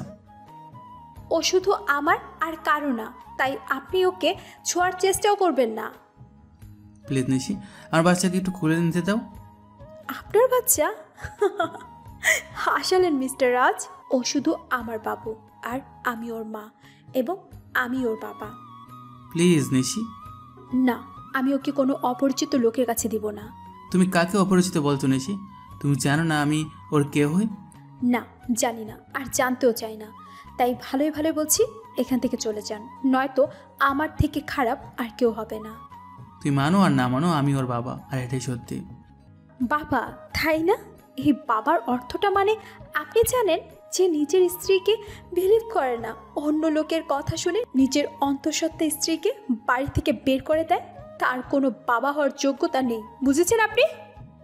নিশি, আমি মানছি আমি ভুল করছি, তাই বলে কি তুমি আমাকে আমার বাচ্চার থেকে আলাদা করে দেবে? আপনি আর একবারও ওকে নিজের বাচ্চা বলবেন না। এই 1 বছর আমি ওর বাবা আর মা দুটোই ছিলাম, আর ভবিষ্যতেও থাকতে পারবো। প্লিজ নিশি, আমাকে ক্ষমা করে দাও। এরকম ভুল আমি আর কোনোদিনও করবো না। এই বলে আমি ওকে নিজের বুকের মাঝে টেনে নিই। নিশি কিছুক্ষণ আমার বুকের মাঝে থেকে পরখ করে নিজেকে ছাড়িয়ে নেয় আর বলে, হো, বুঝেছি আপনি কেন এখানে এসেছেন। আপনি আমার শরীরটা ভোগ করতে চান, তাই তো? এর আগেও একবার করেছিলেন, তাই না? ওকে, আমি নিজে আমার সব বেরিয়ে দিচ্ছি, তবুও আপনি আমার আর আমার সন্তানের মাঝে আসবেন না। বলে নিজের শাড়ির আঁচল নিচে ফেলে দিল আর বলল, নিন, শুরু করুন। আমি এবার নিজের রাগকে কন্ট্রোল করতে না পেরে নিচের গালে সজোরে একটা চড় মারি আর বলি, তুমি এমনটা ভাবলে কি করে নিশি? তুমি আজ পর্যন্ত এই চিনলে, ঠিক আছে, তুমি যখন বলছো তবে আমি তোমাদের জীবন থেকে অনেক দূরে চলে যাব। তার আগে প্লিজ একবার আমার ছেলেকে আমার খুলে দাও। নিশি কিছুক্ষণ কি জন্য একটা ভাবলো, তারপর বলল, শুধু একবার, তার বেশি না। তারপর আমি আমার ছেলেকে কুলে তুলে নিলাম, আর ওকে কুলে নেওয়ার পরে যেন মনে হলো পুরো পৃথিবীর সুখ আমার কুলের মাঝে আবদ্ধ হয়েছে। কিন্তু এটা বেশি সময় স্থায়ী হলো না। নিশি আমার কুল থেকে বাচ্চারা কেড়ে নিয়ে বলল, এবার যান, আর কখনো এখানে আসবেন না। আমি কিছু বললাম না, শুধু বললাম নিজেরও বাবুর খেয়াল রাখো। তারপর সেখান থেকে চলে আসলাম, নিশির বাসা থেকে বের হয়ে রাস্তায় আসলাম, আর ভাবতে লাগলাম নিশি আমাকে এতটুকু বিশ্বাস করে না। কেমন করে ভাবতে পারলো যে আমি ওর শরীরকে, না, নিশির সামনে আমি আর কোনোদিনও যাব না। নিশিও তো এটাই চায়, তবে তাই হোক। এমন সময় রবির ফোন আসে, আরও বলে, কি রে রাজ, কোথায় আছিস? তোকে সেই কখন থেকে ফোন দিয়ে যাচ্ছি। তুই আমার অফিসে এক্ষুনি আয়, আর সাথে করে একজন উকিলও নিয়ে আসিস। আমি না হয় আসবো, তবে উকিলকে কেন নিয়ে আসবে তা তো বলবি। এত কথা না বলে তোকে যা বলছি তাই কর, এই বলে আমি ফোন কেটে দিই আর নিজের অফিসে চলে আসি। কিছুক্ষণ পর রবি আর উকিল আসে, তখন আমি বলি, উকিল সাহেব, আমি একটা উইল করতে চাই। বলুন, কিসের উইল করবেন? আমি এই কোম্পানির অর্ধেক আমার ছেলে আর বাকি অর্ধেক আমার স্ত্রীর নামে করে দিতে চাই, আর সেটা আজ রাতের মধ্যেই। কি বলছিস? কি এইসব? তোর মাথা কি ঠিক আছে? আমি ঠিক বলছি, আর আমার মাথাও ঠিক আছে। যেহেতু আমার আব্বুর আলাদা কোম্পানি আছে, তাই কোনো প্রবলেম নেই। ওকে, আপনি যখন বলছেন তাই হোক। তারপর উকিল সাহেব সকল ফর্মালিটি পূরণ করে দেয়, আর আমি ম্যানেজারকে ফোন করে বলে দিই যে নিশ্চয়ই এখন থেকে এই কোম্পানির মালিক। তারপর আমি রবিকে বলি, রবি আমার জন্য যত তাড়াতাড়ি পারিস একটা লন্ডনের ফ্লাইটের টিকিট বুক করে দে, আর সেটা আজ রাতের মধ্যে হলে ভালো হয়। মানে তুই লন্ডনের টিকিট কি করবি? আমি এদেশে আর থাকবো না, তাই লন্ডনে যাব। কিন্তু? কোনো কিন্তু নয়, আর হ্যাঁ, কেউ যেন জানতে না পারে আমি কোথায় যাচ্ছি। তুই কাউকে বলবি না, এটা আমার কসম। ঠিক আছে। তারপর রবি একটা টিকিটের ব্যবস্থা করে আর আমাকে এয়ারপোর্টে দিয়ে যায়, আর বলে, ওখানে পৌঁছে আমাকে ফোন দিবি, আর আমার সাথে যোগাযোগ বন্ধ করবি না কিন্তু। করব। এবার আমি ওকে জড়িয়ে ধরে কান্না করতে থাকি। কিছুক্ষণ পরে আমার ফ্লাইট, আমি প্লেনে গিয়ে বসি, আর প্লেনও টেক অফ করে। যেহেতু আমি লন্ডন থেকে লেখাপড়া শেষ করেছি, তাই এখানে আমার অনেক ফ্রেন্ড আছে। তাই আমি সেখানে পৌঁছে আমার এক ফ্রেন্ডকে কল দিই, আর সে আমাকে এয়ারপোর্ট থেকে পিক করে নেয়। আমার ফ্রেন্ডের লন্ডনে একটা কোম্পানি আছে, তাই সে আমাকে সেখানে কাজ দেয়। আমি লন্ডনে এসে 2 দিন হলো, এর মধ্যে শুধু রবির সাথেই কথা হয়েছে। অন্যদিকে নিশি প্রায় 2 দিন হলো অফিসে যায় না, আর সে একদিন বিকেলে তার ছেলেকে নিয়ে বাইরে ঘুরতে বের হয়, আর তখনই তার মিমের সাথে দেখা হয়। আর মিম নিশিকে দেখা মাত্র জড়িয়ে ধরে আর কান্না করা শুরু করে দেয়। এভাবে কিছুক্ষণ দুজনে কান্না করতে থাকে। তারপর মিম নিশির কুলে বাবুকে দেখে বলে, এটাই বুঝি আমার পুচিকু? রে, দেখতে তো একবারে ওর বাবার মতো হয়েছে। প্লিজ মিম, ওর নামটা আর বলবি না। কেন রে? তুই কিছুই জানিস না ও আমার সাথে কি করেছে। আমি সব জানি, রাজ ভাই আমাকে সব বলেছে। তারপর মিম নিশিকে সব সেদিনকার কথা সব খুলে বলে, আর কথাগুলো শুনে নিশিও কান্না করা শুরু করে দেয় আর বলে, আমি কিভাবে পারলাম ওর সাথে খারাপ ব্যবহার করতে? তাহলে কি সেই দিন ও এই কথাই বলতে এসেছিল? তুই কি বলছিস? আমি কিছুই বুঝতে পারছি না। কাইন্ডলি একটু পরিষ্কার করে বলবি যে কার সাথে খারাপ ব্যবহার করেছিস? বলছি। তারপর নিশি সেদিন ঘটে যাওয়া ওর আর রাজের সকল ঘটনাগুলো বলে। সব কথা শোনার পরে মিম বলে, যা হবার হয়ে গিয়েছে, তুই কালকে গিয়েই রাজ ভাইয়ের কাছে মাপ চাইবে। ওকে আমায় মাফ করবে? অবশ্যই করবে। আর এখন বাড়িতে যা, কাল দেখা হচ্ছে। তারপর নিশি ও তার ছেলে বাড়িতে চলে আসে। বাড়িতে আসার পর থেকেই নিশি অনেকটা খুশি, যার মূল কারণ ভালোবাসার মানুষকে ফিরে পাওয়া। নিশি ভাবতে শুরু করে দিয়েছে কালকে কি হবে, কিন্তু নিশি হয়তো এটা জানে না যে কালকে তার জন্যে কি অপেক্ষা করছে। পরের দিন সকালে নিশি একদম রাজের পছন্দ মতো সাজে। নীল শাড়ি, নীল চুড়ি, হালকা মেকআপ, কিন্তু ঠোঁটে কোনো প্রকার লিপস্টিক দেয়নি, কারণ রাজ লিপস্টিক দেওয়া পছন্দ করে না। সাজগোজ শেষে নিশি নিজেকে নিজে দেখেই লজ্জা পায়, কারণ আজ প্রায় 1 বছর ওরই ও এরকমভাবে সাজল। কিছুক্ষণ নিজেকে আয়নায় দেখার পরে নিশি অফিসের উদ্দেশ্যে রওনা দেয়। অফিসে পৌঁছে নিশি অবাক হয়ে যায়, কারণ সবাই নিশিকে সালাম দিচ্ছে, কিন্তু এসব নিয়ে নিশির কোনো মাথা ব্যথা নেই। সে শুধু তার প্রিয় মানুষটির অপেক্ষা করতে থাকলো। নিশি অফিসে এসেছে প্রায় ঘণ্টাখানেক হলো, কিন্তু এখনও রাজ আসে নাই। তাই এবার নিশির বেশ চিন্তা হচ্ছে। তাই সে ম্যানেজারের কাছে যায় আর বলে, আচ্ছা, এখনো রাজ অফিসে আসে নাই কেন? রাজ স্যার তো গত 3 দিন ধরে অফিসে আসে না ম্যাম। মানে অফিসে আসে নাই কেন? আর আপনি আমাকে ম্যাম কেন বলছেন? অফিসের বসকে ম্যাম বলবো না তো আর কি বলবো? কি বলছেন এসব? আর কে অফিসের বস? আপনি আমাদের অফিসের নতুন বস, আর এই অফিস আপনারও। আপনার ছেলের নামে রাজ স্যার লিখে গেছেন। মানে লিখে দিয়ে গেছেন? কোথায় গেছেন উনি? সেটা তো আমি জানি না। আর গত 3 দিন ধরে ওনার ফোনটাও বন্ধ দেখাচ্ছে। কি বলছেন এগুলো? ওনার ফোন বন্ধ দেখাচ্ছে কেন? আমি ঠিক বলছি। তারপর ম্যানেজার চলে যায়। ম্যানেজারের কথা শুনে নিশি ধপাস করে চেয়ারে বসে পড়ে আর ভাবতে লাগে, তাহলে কি আবার রাজকে হারিয়ে ফেলল? না, এ হতে পারে না। আমি রাজকে কিছুতেই হারাতে দিব না। তারপর নিশি অফিস থেকে বের হয়ে যায় আর ওর বাসায় চলে যায়। বাসায় গিয়ে নিজের ছেলেকে নিয়ে রাজের বাসায় চলে আসে। আর যেহেতু রাজের মা জানে যে নিশি আর রাজের একটা ছেলে আছে, তাই তিনি নিশিকে দেখা মাত্র কাছে টেনে নেয় আর বলে, কোথায় ছিলি মা? এতদিন আমাদের কথা কি একবারও মনে পড়েনি? মনে তো অনেক পড়েছে, কিন্তু আসার অধিকারটা ছিল না। হয়েছে, আর বলতে হবে না। আর এটাই কি আমার দাদু ভাই? আম্মু। তারপর সবাই মেহমেদকে নিয়ে ব্যস্ত হয়ে পড়ে। কিছুক্ষণ পর নিশি বলে, আম্মু, তোমার ছেলে কোথায় গো? ও আমাকে অনেক জ্বালিয়েছে, আজ তার বদলা নিব। মানে রাজ তোর সাথে আসে নাই? সে তো বলেছিল তোকে নিয়ে বাসায় আসবে, তাই আমি ওকে কোনো ফোন দিই নাই। ও 3 দিন ধরে আমার সাথে দেখাই করে নাই, আর অফিসেও যায় নাই, তাই মনে করলাম যে ও বাসায় আছে। বলেই নিশি আবার কান্না শুরু করলো। এখন রাজের আম্মুও কান্না করছে। তারা সবাই ভাবছে যে রাজ কোথায় গেল। অন্যদিকে রাজ লন্ডনে গিয়ে তার বন্ধুর বাসায় উঠেছে, আর আজ তার অফিসের প্রথম দিন, তাই সে অফিসের জন্য তৈরি হয়ে বের হয়ে আসে। তারপর রাজ আর ইব্রাহিম অফিসের উদ্দেশ্যে রওনা দেয়। অফিসে পৌঁছে রাজ অবাক না হয়ে পারল না, কারণ অফিসে পৌঁছে অবাক না হয়ে পারলাম না, কারণ আমাদের অফিসের বস হলো নীলা। সে আমাকে দেখা মাত্র আমায় এসে জড়িয়ে ধরে আর বলে, আরে রাজ, কেমন আছো তুমি? আলহামদুলিল্লাহ ভালোই আছি। তুমি কেমন আছো? ভালো ছিলাম না, কিন্তু এখন থাকবো। মানে তুমি কি বললে বুঝতে পারলাম না। আমি বললাম যে আমিও ভালো আছি। তা আঙ্কেল আন্টি কেমন আছে? তারাও ভালো আছে, যদিও আমি জানি না যে তারা কেমন আছে। তা কি মনে করে তোমাদের কোম্পানি ছেড়ে এখানে জয়েন করলে? এমনি গো, তেমন কিছু না। ওকে রাজ, তোমার সাথে পরে কথা হবে। এখন একটা মিটিং আছে, তাই যেতে হবে। বাই। তারপর নীলা চলে গেল। এখন আপনারা হয়তো ভাবছেন নীলাকে, আর আমি বা নীলাকে কেমন করে চিনি, তাই তো? তাহলে শুনুন, নীলা, আমি আর ইব্রাহিম একই সাথে পড়তাম, তাই এই সূত্রে আমি ওকে চিনি। আর আমি নীলাকে সবসময় নিজের বন্ধুই ভাবতাম, কিন্তু একদিন নীলা আমাকে এসে প্রপোজ করে, কিন্তু আমি এসব পছন্দ করতাম না, তাই আমি ওকে নিষেধ করে দিই। কিন্তু নীলা আমায় প্রতিদিন প্রপোজ করতে থাকে, তাই আমি তাকে বলি নেক্সট টাইম যদি সে আমায় প্রপোজ করে তাহলে আমি ওর সাথে বন্ধুত্ব রাখতে পারবো না। তাই সেদিনের পর থেকে নীলা আমায় আর প্রপোজ করে নাই। এর মধ্যে আমাদের লেখাপড়া শেষ হয়ে যায়, তারপর আমি দেশে ফিরে আসি, আর বাকিটুকু তো আপনারা জানেন।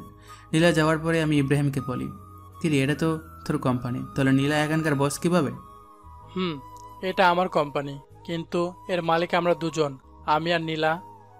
তো তুই আমাকে আগে বলতে পারলি না যে এখানে নীলাও আছে? তাহলে আসতি না, তাই তো? এর জন্যই তো নীলার কথা আমি তোকে আগে বলি নাই। বেশ করেছিস। এখন এখান থেকে দূর হ, আমার কাজ আছে। তারপরে আমি কাজ করতে শুরু করলাম। বিকালের আগেই আমার সব কাজ শেষ, তাই আমি একটু অফিসের চারপাশটা ভালো করে ঘোরাঘুরি করে দেখছিলাম। তখন পিছন থেকে কেউ আমার কাঁধে হাত রাখে, তখন এই পিছনে ফিরে দিকে নীলা দাঁড়িয়ে আছে। এখানে দাঁড়িয়ে কি করছো রাজ? কিছু না, শুধু চারপাশের প্রকৃতি দেখছিলাম। ও চলো, আজ আমি আর তুমি একসাথে ডিনার করব। তা কি করে হয় বলো? সব হয়। বলে এক প্রকার জোর করে গাড়িতে বসিয়ে দেয়। কিছুক্ষণ পরে নীলা গাড়িটা একটা রেস্টুরেন্টের সামনে দাঁড় করায়, আর আমরা সেখানে ডিনার শেষ করি। ডিনার করার সময় আমাদের অনেক কথাই হয়। তারপর নীলাই আমাকে বাড়িতে পৌঁছে দেয়। বাড়িতে আসার পরে আমি সোজা ওয়াশরুমে চলে যাই, আর কিছুক্ষণ পরে ফ্রেশ হয়ে বেরিয়ে আসি।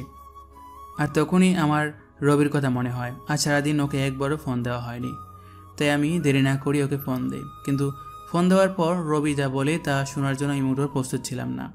বাসায় গিয়ে আমি রবিকে ফোন দিই, আর ফোন ধরার পর রবি বলে, কেমন আছিস ভাই? এই তো ভালোই আছি, তুই কেমন আছিস? আমিও ভালোই আছি।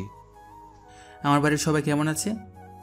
কেউ ভালো নেই, তুই যাওয়ার পরে সবাই কেমন যেন হয়ে গেছে। আর আন্টি তো তোর জন্য প্রায় পাগল হয়ে গেছে। তুই ফিরে আয় ভাই। সময় হলে আমি ফিরে আসবো। আর নিশি আর আমার বাবু কেমন আছে রে? নিশি তো? রবি নিশির ব্যাপারে কিছু বলতে যাবে, তার আগে আমি বলি, বাদ দে নিশির কথা, তুই ভালো থাকিস আর আমার পরিবারকেও দেখে রাখিস। এই কথাগুলো বলে আমি ফোন কেটে দিই। সে রাতে আমার আর ঘুম আসলো না। পরদিন থেকে আমি আবার নতুন জীবন শুরু করার ব্যর্থ চেষ্টা করি। সকালে ফ্রেশ হয়ে ইব্রাহিমের সাথে অফিসে চলে যাই, আর অফিসে পৌঁছে নীলা বলে, রাজ কেমন আছো? এই তো ভালো, তুমি কেমন আছো নীলা? আমিও ভালো আছি। কাজের চাপ বেশি দেয়নি তো তোমায়? আরে না, এতটুকু কাজ করার অভ্যাস আমার আছে। ও আচ্ছা, তোমার কাজ শেষ হলে আমি আর তুমি এক জায়গায় যাব, কেমন? সেটা না হয় যাব, কিন্তু যাবেটা কোথায়? সেটা গেলেই দেখতে পারবে। বলে নিলে চলে গেল। আমি আর বেশি না ভেবে কাজে মন দিলাম, আর কাজ করতে করতে কখন বিকাল হয়ে গেছে জানতে পারি নাই। তখন হঠাৎ নীলা এসে বলল, কি গো তোমার হলো? আর একটু আছে, তুমি দাঁড়াও। আমি আর দাঁড়াতে পারছি না, তুমি আমার সাথে চলো, আমি এই কাজটা অন্য কাউকে দিচ্ছি। বলে নীলা আমার কাজটা একজনকে দিয়ে আমাকে জোর করে বাইরে নিয়ে আসে। আমাকে বাইরে নিয়ে আসার পর নীলা বলে, তুমি গাড়িতে বসো, আমি আসছি। তারপর নীলা আবার অফিসের মধ্যে চলে যায়, আর আমি গাড়িতে উঠে বসে কিছুক্ষণ পরে নীলা বের হয়ে আসে, আর গাড়িতে উঠে গাড়ি ড্রাইভ করে। কিছুক্ষণ ড্রাইভ করার পরে আমরা একটা বড় বাড়ির সামনে এসে দাঁড়াই, আর নীলা বলে, রাজ চলো। এটা আমায় কোথায় নিয়ে এলে? ভেতরে গেলেই দেখতে পারবে। তারপর আমি নীলার পিছু পিছু ভিতরে যাই, আর ভিতরে গিয়ে আমি অবাক হয়ে যাই, কারণ ভিতরে নীলার বাবা মা বসেছিল। তার মানে এটা নীলাদের বাড়ি। তখন আমি বললাম, কেমন আছেন আঙ্কেল, কেমন আছেন আন্টি? ভালো বাবা, তুমি কেমন আছো? জি আন্টি, আমিও ভালো আছি। তারপর আরও অনেক কথা বললাম, আর খাওয়া দাওয়া ওখানেই করলাম। নীলা রাতে আমাকে ইব্রাহিমের বাসায় রেখেছে, তাই আমিও ফ্রেশ হয়ে ঘুমিয়ে পড়ি। এভাবেই 5টা বছর পার হয়ে যায়, আর এই 5টা বছর নিশির জন্য আমার ভালোবাসা এতটুকুও কমে নাই, বরং বেড়েছে। তো প্রতিদিনের মতো আজও অফিসে গেলাম, আর অফিসে পৌঁছানোর পর নীলা আমার কাছে এসে বলল, শোনো রাজ, আমরা আগামীকাল বাংলাদেশে যাব। সেখানে একটা মিটিং আছে, আর আমার সাথে তুমিও যাবে। তাই তোমার যা যা প্রয়োজন তুমি আজ বাসায় গিয়ে প্যাকিং করে নাও। আর কাল সকালে আমাদের ফ্লাইট। ওকে ঠিক আছে। কেন জানি আমিও ওকে মানা করতে পারলাম না, হয়তো অনেক দিন পরে দেশে ফিরবো এর জন্যই। সেদিনকার মতো অফিস করে বাসায় চলে আসলাম। তারপর আমি আমার কিছু জিনিস প্যাকিং করে রাখলাম। পরদিন সকালে আমি আর নীলা বাংলাদেশে চলে আসলাম। আর আমি ওখানকার যে কোম্পানির সাথে মিটিং হবে সেখানে গেলাম। আমি সেখানে কি আরও বেশি অবাক হয়েছে, কারণ এটার কারণ আমার বাবার কোম্পানি, যার সাথে আমাদের মিটিং হবে। আমি কি করব তাই ভেবে পাচ্ছিলাম না। একবার মনে করলাম যে মিটিংটা অ্যাটেন্ড করবো কি না। পরক্ষণেই কী যেন মনে হলো, আমি মিটিং প্লেসে চলে গেলাম। সেখানে গিয়ে আমি দেখি আমার বাবা একটা চেয়ারে বসে আছে, আর তার চেহারাটা কেমন যেন শুকিয়ে গেছে। তো আমি সেখানে গিয়ে সবার সাথে মত বিনিময় করলাম। আর আমি যখনই বাবার কাছে গেলাম তখন বাবা আমাকে দেখা মাত্র জড়িয়ে ধরলো আর বলল, কোথায় ছিলি বাবা এতদিন? আমাদের কথা কি তোর এতটুকুও মনে পড়ে নাই? কান্না করে কথাগুলো বলল। বাবা, অনেক মনে পড়েছে, কিন্তু আমি যে অপরক ছিলাম। আমিও কান্না করেই কথাগুলো বললাম। এখন আমার সাথে তুই বাসায় যাবি, তোকে দেখলে তোর আম্মু অনেক খুশি হবে। বলি আমাকে নিয়ে যেতে লাগলো। আব্বু, আমি যাব, তার আগে এই মিটিংটা শেষ করে নিই। সত্যি বলছিস তো? সত্যি। এতক্ষণ সবাই আমাদের দিকে তাকিয়েছিল আর বুঝতে চেষ্টা করছিল যে কী হচ্ছে এগুলা। এমনই নীলা অবাক হয়ে গিয়েছে, কারণ সেও আমার বাবাকে চিনে না। তাই সে আমার কাছে এসে বলল, তুমি বিজনেসম্যান নাজমুল সাহেবের ছেলে? তুমি এত বড় বিজনেসম্যানের ছেলে হয়ে আমাদের কোম্পানিতে একজন সাধারণ স্টাফ হয়ে কাজ কেন করছিলে? এর একটা কারণ আছে যেটা তুমি জানো না। কি কারণ আছে রাজ? মিটিং শেষ হোক, তারপর না হয় বলি। ওকে ঠিক আছে। নীলার অবাক হওয়ার স্বাভাবিক, কারণ এই 5 বছর আমি নীলাকে একবারের জন্য বলিনি আমার আসল পরিচয়টা। যদিও সে জানতো আমাদের একটা কোম্পানি আছে। তারপর আমরা মিটিং শেষ করে বাইর হলাম, আর তখনই আমার চোখ গেল একটা বাচ্চার ওপর। বয়স আর কত হবে, 5-6 বছর হয়তো, কিন্তু ওকে দেখে মনে হচ্ছে কতদিনের না চেনা। তাই আমি ওর কাছে যাই আর বলি, বাবা তোমার নাম কি? কিন্তু ছেলেটা আমাকে অবাক করে দিয়ে পাপা বলে আমার জড়িয়ে ধরে। কে তোমার পাপা? তুমি তো আমার পাপা, আমার মামুনি বলেছে। আর জানো পাপা, তোমার জন্য আমার মামুনি প্রতিদিন কান্না করে। কে তোমার মামুনি বাবা? তখন ছেলেটি হাত দিয়ে একজনকে দেখিয়ে দেয়, আর সেটা আর কেউ না, সেটা হলো নিশি। মানে ছেলেটি আমার আর নিশির সন্তান। তার জন্যই কি ওর জন্য এতটা টান অনুভব হইতেছিল?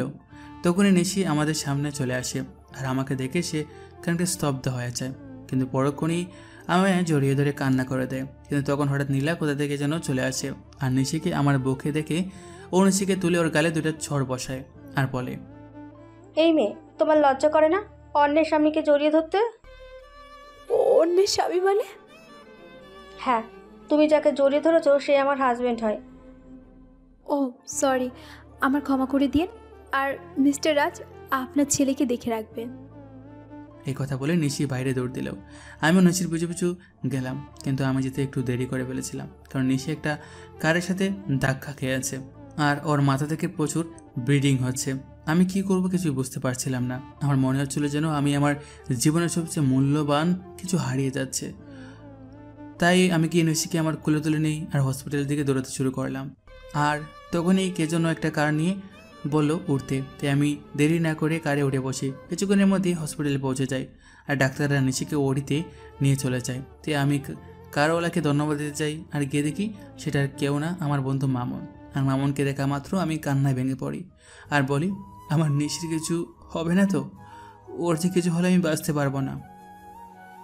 নিশির কিছু হবে না, আর তুই এভাবে ভেঙে পড়িস কেন? আজ আমার জন্য নিশির অবস্থা। কেন যে আমি আবার দেশে ফিরে আসলাম। একটা থাপ্পড় দিব যদি আর একটিও বাজে কথা বলিস। আর নিশির কিচ্ছু হবে না, আর তুই এখানে শান্ত হয়ে বস। তারপর মামুন আমাকে এক জায়গায় বসিয়ে দেয় আর কোথায় যেন চলে যায়। কিছুক্ষণ পর দেখি মামুন আমার ছেলেকে নিয়ে আসছে, আর ও আমাকে দেখে বলে, বাবাই, মাম্মামের কি হয়েছে? তোমার মাম্মার কিছু হয়নি বাবা, তুমি আমার কাছে এসো তো। তারপর আমি আমার ছেলেকে বুকের মাঝে জড়ায় ধরি। কিছুক্ষণ পর ডক্টর ওড়ি থেকে বাইর হয়ে আর বলে, আপনাদের ভাগ্য অনেক ভালো বলতে হবে, নয়তো রুগীকে যে অবস্থায় এখানে আনা হয়েছিল আমরা তো মনে করেছিলাম ওনাকে বাঁচানো সম্ভব হবে না, কিন্তু আল্লাহর অশেষ রহমতে উনি এখন সুস্থ আছে। আপনাকে অনেক ধন্যবাদ ডক্টর, আমার নিশিকে ফিরিয়ে দেওয়ার জন্য। ডক্টরের হাত ধরে বললাম, আরে এটা তো আমাদের কর্তব্য। আমি কি ওর সাথে দেখা করতে পারি? না, আপনি 6 ঘন্টা পরে ওনার সাথে দেখা করতে পারবেন, আর তাছাড়া ওনার এখন সেন্স নেই।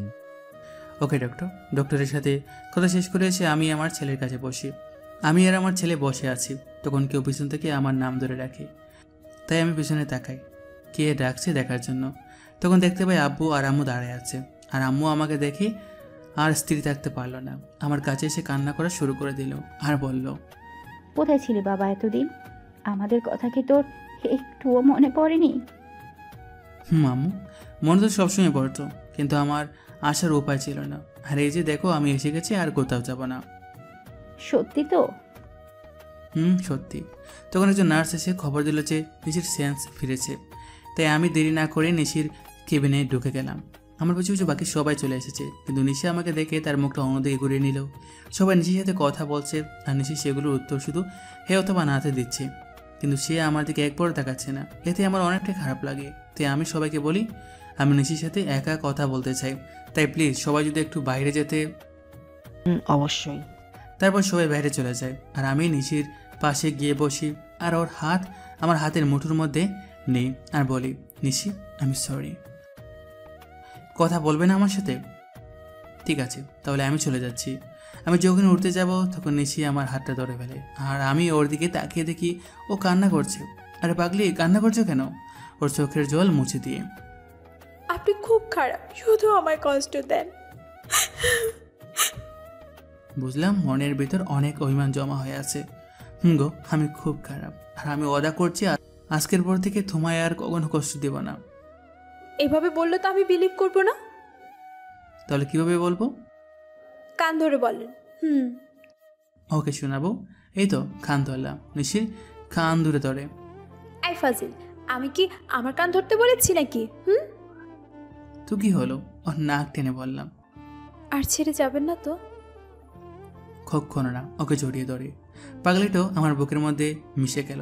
ঠিক তখন নীলা কেবিনে আসলো, আর নিশি নীলাকে দেখা মাত্রই আমাকে আরও শক্ত করে জড়িয়ে ধরলো। ওর মতো যদি আমার ছেড়ে দেয়, হারিয়ে যাব। ভয় পেও না নিশি, আমি তো শুধু ক্ষমা চাইতে এসেছি। আসলে আমি জানতাম না যে তুমি রাজার কে হও, তাই ওই কথাগুলো বলেছিলাম। It's okay. Thank you Nishi, and goodbye. বলি নীলা চলে যায়। তখন আমি নিশিকে বলি, বাবু তুমি এখন রেস্ট নাও, তুমি এখনও অনেকটাই উইক। তারপর নিশি আমার হাতটা দড়িয়ে বাচ্চাদের মতো ঘুমিয়ে পড়ে। প্রায় 15 দিন পর নিশিকে রিলিজ দেওয়া হয়, আর নিশি পুরোপুরি সুস্থ হতে প্রায় 1 মাস সময় লাগে। আর 1 মাস কেটেছে নিশির সাথে দুষ্টুমি করতে করতে। একদিন রাতে আমি আর নিশি ছাদে বসেছিলাম, তখন নিশির কি যেন মনে হলো, আর সে আমার কোলের উপর উঠে এসে বসলো, আর আমার গাল জড়ায় ধরে বলল, আমার না একটা ফুটফুটে মেয়ে চাই, দিবেন? দেব। আমি ওর গাড়ি আমার নাক ডুবে গন্ধ নিচ্ছি, আর কথাগুলো বলছিলাম, কেমন যেন নেশা ধরনের গন্ধ। তখন নিশি হঠাৎ করে ওর 2 হাত দিয়ে আমার মাথা উঁচু করে ওর ঠোঁট আর আমার ঠোঁট এক করে দেয়, আর পাগলের মতো চুষতে থাকে। নিশির এমন কাজ দেখে আমি খানিকটা অবাক হলেও পরে করে নিজেকে সামনে নিই, আর ওর কোমরটা জড়িয়ে ধরে নিজের দিকে টেনে আনি, আর ওর ঠোঁট চুষতে থাকি। এভাবে প্রায় 10 মিনিট ছিলাম। তারপর আমি নিশিকে পাজা খুলে তুলে নিয়ে রুমের মধ্যে আসি, আর পা দিয়ে দরজাটা লাগিয়ে দেই। তারপর নিশিকে বিছানায় শুয়ে দিয়ে নিজের শার্টের বোতামগুলো খুলি, আর শার্টটা দূরে ছিল মারি। তারপর নিশির উপর উঠে ওর গাড় সহ সারা শরীরে কিস করি, সাথে হালকা কামড় দিই, ফলে নিশি হালকা চিৎকার করছিল। তারপর আমি আস্তে আস্তে নিশির ব্লাউজের হুক করি, আর নিশি আবেশে আমাকে জড়ায় ধরে। তারপর আর কমা না। সবাই নিজে থেকেই বুঝে নিয়েন গো। তো সবাই ভালো থাকবেন, সুস্থ থাকবেন। আল্লাহ হাফেজ।